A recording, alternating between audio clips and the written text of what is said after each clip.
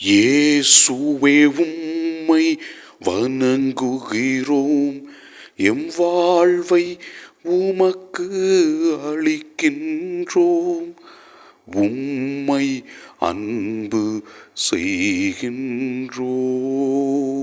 ஆண்டவரே இயேசுவே, பல்வேறு அற்புதங்களை நாள்தோறும் எங்களுக்கு செய்து எங்கள் வாழ்க்கையில் எங்களுக்கு தேவையான ஆசீர்வாதங்களை கொடுக்கின்ற உமது மேலான கிருபைகளுக்காக நன்றி சொல்லி உம்மை ஆராதிக்கின்றோம். முதல் வாசகத்திலே நாம் பார்க்கிறோம் எவ்வாறு புனித சின்னப்பர் ரோமைக்கு சென்று அங்கே வந்த மக்களுக்கு இறை ஆட்சியை பற்றி போதித்தார் என்றும் இயேசுவின் நற்செய்தியை எவ்வாறு கொடுத்தார் என்பதை பற்றி தெல்லம் தெளிவாக நமக்கு தெளிவுபடுத்துகிறது. நற்செய்தி வாசகத்திலே யோவான் கூறுகின்றார், இயேசு பல வகையான நல்ல செயல்களை செய்தார் என்றும் அவை அனைத்தையும் நாம் எழுத முடியாது என்றும் தெளிவுபடுத்துகின்றார். அவை அனைத்தையும் நாம் கையால் எழுத முடியாது என்று நமக்கு தெளிவுபடுத்துகின்றார்.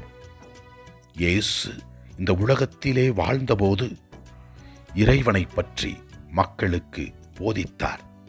கடவுள் இரக்கமுள்ளவர், கடவுள் நல்லதை செய்ய விரும்புகிறார் என்பதை மக்களுக்கு போதித்து தனது வாழ்க்கையின் வழியாக இறைவனின் குணங்களை வெளிப்படுத்தினார். இயேசு மக்களை அன்பு செய்து அவர்களுக்கு தேவையான அனைத்து உதவிகளையும் செய்தார். நோயாளிகளை குணப்படுத்தினார், பாவிகளை மன்னித்தார், உள்ளம் உடைந்தவர்களுக்கு ஆறுதல் கூறினார். இயேசுவை பின்பற்றி நாமும் நம்முடைய சொல்லாலும் செயலாலும் இறைவனுக்கு ஏற்றவர்களாக வாழும் பொழுது கடவுள் நம்மை நிறைவாக ஆசீர்வதிப்பார். ஆண்டவரை நோக்கி நம்முடைய தேவைகளுக்காகவும் நம்மிடத்திலே யாரெல்லாம் ஜெபத்தை கேட்டார்களோ அவர்களையும் ஆண்டவர் பாதத்தில் ஒப்பு கொடுத்து ஜெபிப்போம். குறிப்பாக நோயாளிகள், விதவைகள், முதியோர், கைவிடப்பட்டோர், அனாதைகள், இவர்களுக்காக ஜெபிப்போம்.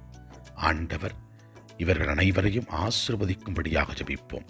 எல்லாம் வல்ல இறைவன் தந்தை, மகன், தூய ஆவியார் நம் ஒவ்வொருவரையும் ஆசீர்வதிப்பாராக. இயேசுவுக்கு புகழ். மரியே வாழ்க. ஆமன்.